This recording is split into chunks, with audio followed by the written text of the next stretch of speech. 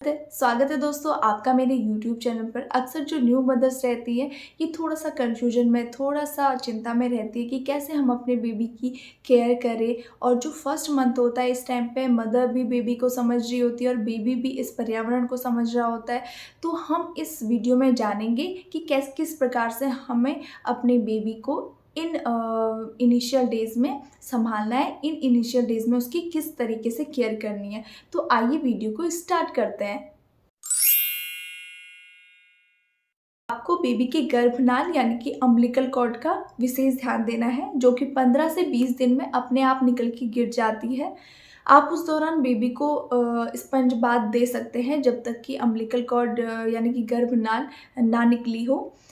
And वहाँ पे जिस भी प्रकार की ऑइंटमेंट या फिर पाउडर फॉर्म में दवा डॉक्टर ने दी है वो आपको वहाँ पे अप्लाई करना है। वंस अ डे चाहे ट्वाइस अ डे चाहे आपको वो अप्लाई करना है और साफ़ सुथरा उस जगह को रखना है। एंड जो भी कपड़ा या आप बेबी को पहनाते हो उसका कोई टुकड़ा या फिर किसी अन्य तरीके से वहाँ पे कोई भी इरिटेशन बेबी को ना हो रही हो, कोई कपड़े का टुकड़ा बेबी को वहाँ पे परेशान ना कर रहा हो जिससे कि वो दुखे और उससे और परेशानियाँ हो जाए। तो इस चीज़ का आपको विशेष ध्यान रखना है। आपको हर 2 घंटे के बाद बेबी को ब्रेस्ट फीडिंग करानी है यानी कि स्तनपान कराना है। कभी-कभी हम देखते हैं कि बेबी ने अभी-अभी दूध पिया है और वो फिर से दूध के लिए डिमांड कर रहा है। उसके पेट ना भरने के कई कारण हो सकते हैं। हो सकता है कि आपका मिल्क सप्लाई अच्छे से ना हो रहा हो या फिर हो सकता है कि बेबी इतने छोटा-सा बेबी है, 1 मंथ का बेबी, उसके लिए दूध पीना भी बड़ी एक्टिविटी है, तो वो दूध पीते-पीते थक जाते हैं बेबी और फिर सो जाते हैं। कभी-कभी क्या होता है कि बेबी डिफरेंट तरीके से हमें क्यूज़ देते हैं। वो ब्रेस्ट के लिए अपना इधर-उधर सर घुमाते हैं, कभी-कभी वो मुँह खोलते हैं और कभी-कभी वो अपनी फ़िस्ट अपने मुँह में ले जाके चूसना स्टार्ट कर देते हैं।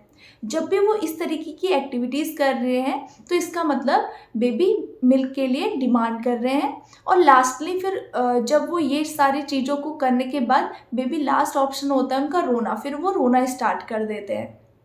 कई बारी वो रोते-रोते इतने ज़्यादा इरिटेट हो जाते हैं कि उसके बाद वो अच्छे से लैचिंग नहीं कर पाते हैं। तो अगर आप पहले से ही इन क्यूज़ पे ध्यान दें, अपने बेबी की जो आपको हल्के-हल्के साइन्स दे रहे हैं, उन पे ध्यान दें, तो उस स्टेज तक जो रोने वाली स्टेज है, जहाँ पे वो एकदम इरिटेट हो जाता है, फ्रस्ट्रेट हो जाता है, उस स्टेज तक आप आओगे ही नहीं। बच्चे की रोज़ मालिश करना इस टाइम पे बहुत ज़रूरी है। बच्चे के मसल डेवलप हो रहे होते हैं, तो इसलिए उनको रोज़ाना मालिश की ज़रूरत होती है। एंड साथ में जब हम मालिश करते हैं तो बच्चे रिलैक्स फ़ील करते हैं और गहरी नींद लेते हैं। बच्चों का ओवरऑल डेवलपमेंट अभी चल रहा है तो उनके लिए नींद भी बहुत ज़रूरी है। तो कहीं न कहीं हर एक चीज़ें एक-दूसरे से जुड़ी हुई हैं, तो उनका मानसिक और शारीरिक विकास हो रहा होता है, इसलिए मालिश करना बहुत ज़्यादा ज़रूरी है। उनके लिए एक अच्छा-सा आप ऑयल चूज़ कर सकते हैं, उसके बाद आप बच्चे की अच्छे से मालिश कीजिए। चाहे आप 2 बार मालिश करते हैं तो वो भी बहुत अच्छा है। नवजात शिशु जो है कि बहुत ज़्यादा नींद लेते हैं। 24 घंटे में ये 4 से 5 घंटे ही उठे रहते हैं, ये सोए ही रहते हैं ज़्यादातर। इस टाइम पे इनका डेवलपमेंट बहुत तेज़ी से हो रहा होता है, तो आप कोशिश ये कीजिए कि बेबी का नींद डिस्टर्ब ना हो, उनके लिए अनुकूल वातावरण हो, जिससे कि उनको सोने में कोई भी परेशानी ना हो, उनका पेट भरा हुआ हो। अगर पेट भरा होगा तो बच्चा नींद भी अच्छी और गहरी लेगा। एंड साथ में उसका जो बेड है वो कहीं से ऊँचा-नीचा ना हो, प्रॉपर तरीके से उसका बेड हो और उसका जो बेड में जो भी चीज़ें, जो बिछौने होते हैं या उसका जो ओढ़ने का है वो क्लीन हो। तो इन चीज़ों का आपको प्रॉपर ध्यान रखना है। हम जब भी बेबी को गोद में उठाते हैं तो उनका जो गर्दन का जो हम रीढ़ की हड्डी है, जो गर्दन की हड्डी है, वो इतनी अभी सक्षम नहीं है कि उनका सर का जो वेट है, उनका वेट गर्दन ले पाए। तो इसलिए आपको ध्यान ये रखना है कि एक हाथ उनका जो गर्दन है और सर है उसके बीच में हो और जो दूसरा हाथ है उसको आप ऊपर से होल्ड करके बेबी को इस प्रकार से पकड़ सकते हैं।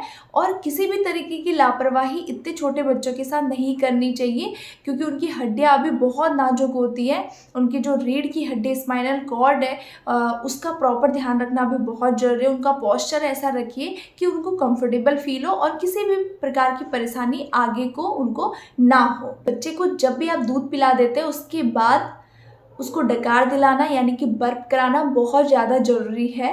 जो भी हवा उसने ग्रैस्प कर ली है दूध पीने के दौरान, उसका बाहर आना बहुत ज़रूरी है। साथ में आपको बेबी की गैस का ध्यान रखना है। जब भी बेबी को गैस हो जाती है तो फिर बेबीज़ बहुत ज़्यादा परेशान हो जाते हैं।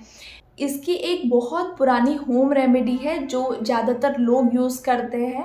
गुनगुने पानी में हींग को घोलकर उससे बेबी के स्टमक पर पेट पर सर्कुलर मोशन में मसाज करके आराम-आराम से मसाज करके उससे भी ये प्रॉब्लम ठीक हो जाती है। बेबी की जो गैस की प्रॉब्लम है ठीक हो जाती है, तो ये आप ट्राई कर सकते हैं। बेबी ब्रेस्ट फीडिंग पे है, मदर का बहुत ज़रूरी है अच्छा न्यूट्रिशन लेना।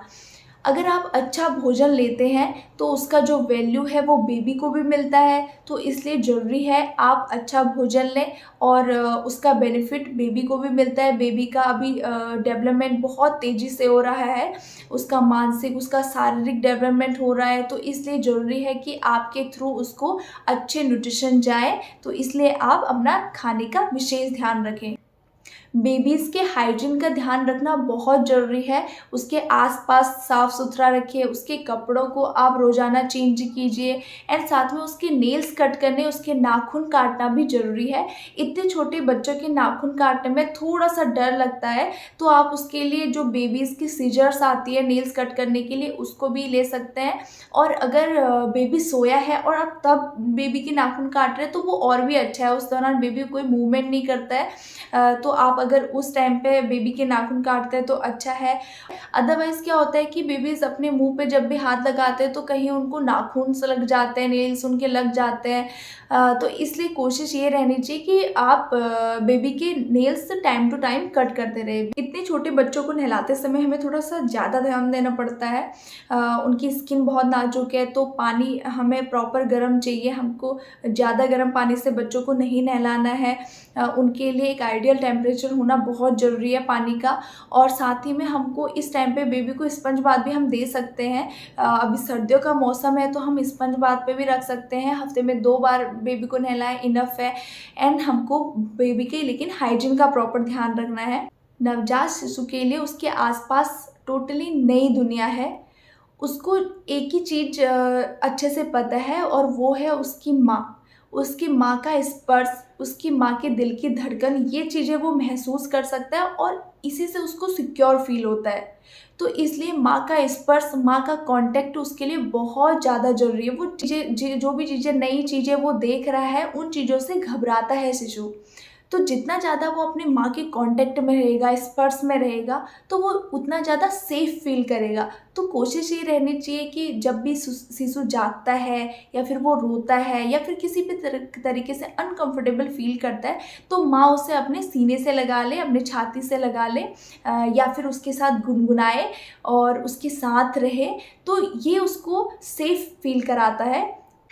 लास्ट बट नॉट लीस्ट, अगर किसी भी तरीके की परेशानी बच्चे को हो रही है तो आप तुरंत अपने डॉक्टर को कंसल्ट कीजिए। इतने छोटे बच्चे के साथ किसी भी तरीके का रिस्क नहीं लिया जाना चाहिए। एंड यहाँ पे वीडियो को एंड करते हैं। मैं आपके साथ वैल्यूएबल इन्फॉर्मेशन शेयर करती हूँ। अगर ये वीडियो आपको पसंद आई है तो इस वीडियो को लाइक कीजिए, अपने फ्रेंड्स के साथ शेयर कीजिए एंड मेरे चैनल को सब्सक्राइब करना बिल्कुल मत भूलिए। धन्यवाद।